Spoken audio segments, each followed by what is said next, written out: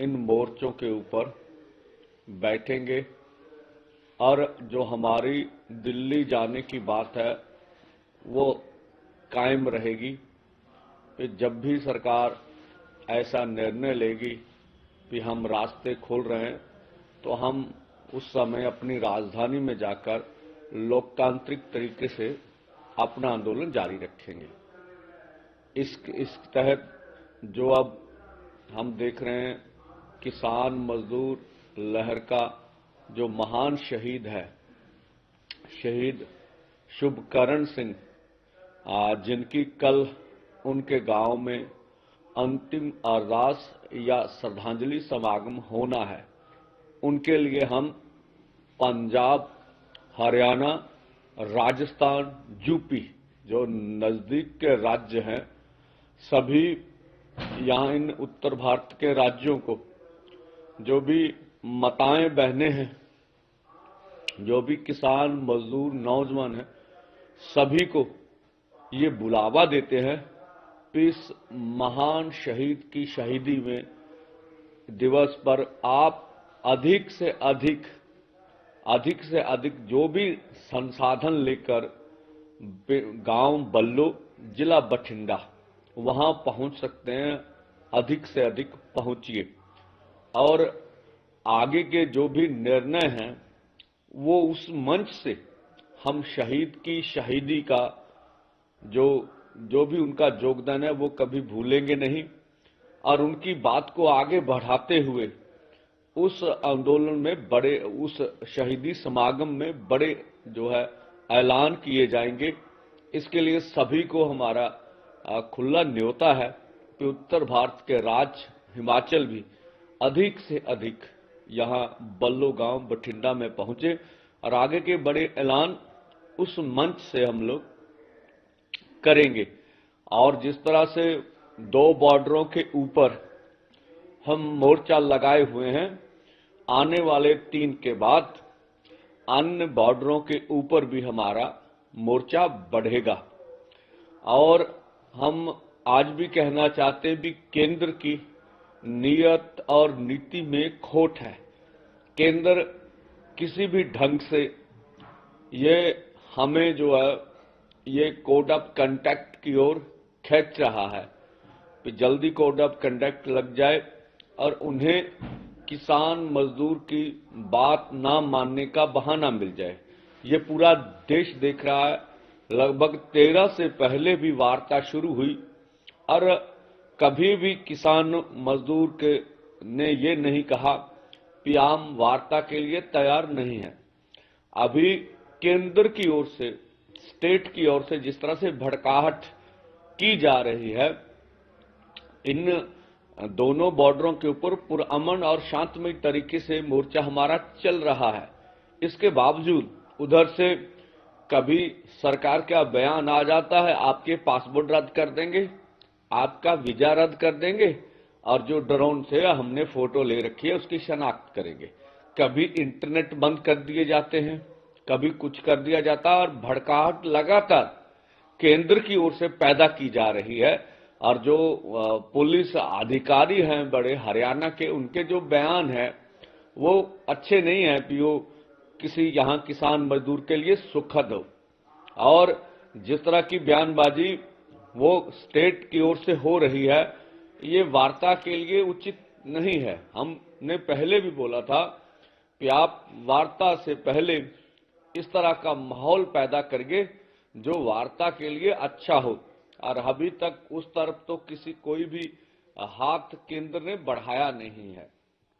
तो अब देखना होगा कि केंद्र आगे क्या करता है। लेकिन हम लोगों से आह्वान करते हैं कि जब तक जो भी हम मांगे लेके आए हैं, जिसमें से बड़ा मुद्दा एमएसपी लीगल गारंटी कानून का है, C2+50% के हिसाब से डॉक्टर स्वामीनाथन कमीशन की रिपोर्ट के अनुसार फसलों के दाम का सवाल है, किसान खेत मजदूर के कर्ज का सवाल है, बिजली एक्ट 2023 जो केंद्र ने हमारे साथ वादा खिलाफी की, जो पिछले आंदोलन में वादा था स्टेक होल्डर से वार्ता करने के बाद लाएंगे, वो वार्ता नहीं की, ले आए हैं।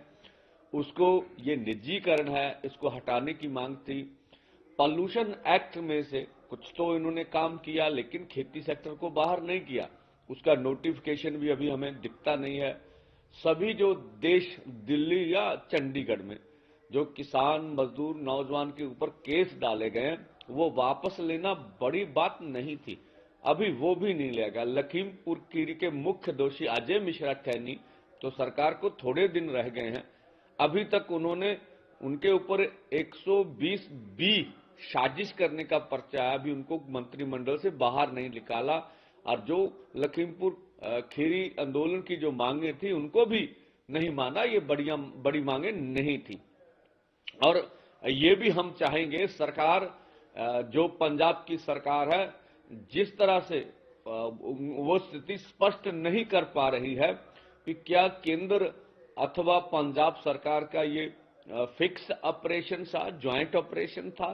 जो हम शंभू बॉर्डर पर बैठे हैं, उनके पुल के बारे में लगातार बात हो रही है कि ये पंजाब के क्षेत्र में, और जो पंजाब की टेरिटरी है उसका उल्लंघन हरियाणा के अर्धसैनिक फोर्स या पुलिस कर्मी लगातार कर रहे हैं। जिस तरह से इसराइल से ये ड्रोन मंगाए गए स्पेशल किसान मजदूर आंदोलन के लिए, जिस तरह से उन्होंने स्वतंत्र पंजाब की टेरिटरी का इस्तेमाल किया, उसके ऊपर भगवंत मान सरकार स्थिति स्पष्ट नहीं कर रही है। और जो हमारा नौजवान शुभकरण सिंह जी शहीद है, उसके ऊपर भी भगवंत मान सरकार की स्थिति स्पष्ट नहीं है। और जो जितने अभी तो 250 से ऊपर एमएलआर कटने की सरकारी रिपोर्ट में पुष्टि हो चुकी है। तो जो भी इधर इंजर्ड हुए हैं, क्या भगवंत मान सरकार उनकी सरकार के अब उन दोषियों के खिलाफ पर्चा दर्ज करेगी जो भी इंजर्ड इधर आके, जिनकी आंखें निकल गई, बुलेट जिनकी बाजू के आर पार हो गया, जिस तरह से प्रितपाल जी को यहां से अगवा करके उधर ले जाया गया, अब वो पीजीआई चंडीगढ़ में। तो ये पंजाब सरकार को स्थिति स्पष्ट करने पड़ेगी। तो हमने देखा कल विधानसभा में कोई भी किसान आंदोलन की या एमएसपी गारंटी कानून के ऊपर ना तो विपक्ष का कोई दिख रहा है, ना सरकार का भी। वो विधानसभा में रेजुलेशन पास करें कि केंद्र सरकार एमएसपी गारंटी कानून समेत सभी मांग जो है केंद्र वो मांग ले। अगर भगवंत मान सरकार कहती है मैं किसानों के साथ हूं, तो वो भी कल की विधानसभा में हमें रिपोर्ट नहीं है। और आपको देखेंगे जिस तरह से पहले इंग्लैंड की पार्लियामेंट में जो है ये किसान मजदूर का मुद्दा गूंजा, अब कनाडा एल्बर्टा विधानसभा में जो एमएलए परमजीत सिंह बोपा रहे हैं कैलागरी से, उन्होंने फिर इस मुद्दे को वहां पर कनाडा की विधानसभा में भी, जो एक राज्य की विधानसभा, उठाया है। और ये जो हमारा आंदोलन है, ये जो है अंतर्राष्ट्रीय स्तर पर अब आगे बढ़ रहा है। और आगे देखेंगे और भी अन्य देशों की जो पार्लियामेंट्स हैं उनके ऊपर ये मुद्दा गूंजेगा, जैसे हमें खबरें मिल रही हैं। और पूरी देश की जो विधानसभाएं हैं वहां भी ये मुद्दा गूंजेगा। और हम यही आशा रखते हैं कि स्वयं प्रधानमंत्री जी आगे आए और आगे आकर सारी स्थिति को स्पष्ट कर दें। एमएसपी लीगल गारंटी कानून बनाने में भारत सरकार को क्या दिक्कत है, क्या दुविधा है, उसके बारे में स्पष्ट करें तो सबसे अच्छा होगा। तो जैसे कि बाहर के मुल्कों में जो बाहर फॉरेन कंट्रीज में वहाँ पार्लियामेंट में आवाज उठाई, हमारे मुल्क में, हमारी स्टेट में, हमारे राज्य के मंत्री या सीएम आवाज उठा रहे, क्या फर्क समझते हैं? जब इलेक्शन आते हैं वोट मांगने के लिए आपके पास आते हैं, अब आपको जरूरत हो आपका ये साथ दीजिए। हाँ, देखिए, जो किसानों की ओर से चुने जाने वाले एमपीज हैं, जो वो लगभग 300 से अधिक है हमारी पार्लियामेंट्स में। तो कोई भी कारपोरेट का एमपी उधर होता नहीं है, लेकिन जो कारपोरेट की नीति है उनको लागू करने के लिए सारे एमपी पार्लियामेंट्स तैयार होती है, लेकिन किसान और खेत मजदूर की बात करने के लिए कोई भी पार्लियामेंट्स तैयार नहीं होता। हमारे 13 एमपी चुने हुए हैं, एक आध को छोड़कर बाकियों ने तो मुंह ही नहीं खोला है। और जो राज्यसभा के मेंबर हैं, जो ज्यादातर आम आदमी पार्टी के हैं, मुझे ज्ञात नहीं है भी कोई उन्होंने कुछ बोला हो। तो ये इस तरह से अब देश पूरा देख रहा है, जो भी कर रहे हैं हमारे मंत्री, एमएलए, एमपी। तो आने वाले समय में जिस तरह की सरकार की, केंद्र सरकार की भूमिका है, तो देश देख रहा है, इनके बारे में उचित निर्णय करेगा आने वाले समय में। सेंट्रल इलेक्शन आ रहे हैं, एमपी राज्यसभा के इलेक्शन आ रहे हैं, किसानों का कोई बाजू पकड़ने वाला कोई, तो आप समझते हैं इलेक्शन में जब ये गांव-गांव जाएंगे, क्योंकि ज्यादा वोट गांव के होते हैं, तो क्या इनके समर्थन में या कोई किसी भी पार्टी के समर्थन में किसान आगे आएंगे? हाँ देखिए, इस तरह का निर्णय हम लोग आगे होगा तो आपको जरूर बताएंगे। और जो आगे के ऐलान है वो 3 की जो शहीद शुभकरण सिंह की जो श्रद्धांजलि समागम, उनमें ही किए जाएंगे। एक सर आपने बताया कि धीरे धीरे सब बॉर्डर पे किसान जथेबंदी धरने देंगे, जैसे शंभू और खनौरी में है, आगे डबवाली में जाएंगे, तो एक लोगों में पैनिक ना हो, क्या उनका संदेश है कि हम बॉर्डर सील नहीं करेंगे, जस्ट पीसफुली बैठेंगे? देखिए, जहां तक शंभू बॉर्डर का सवाल है, ये भी सरकार ने रोका हुआ, हमने रोका नहीं है।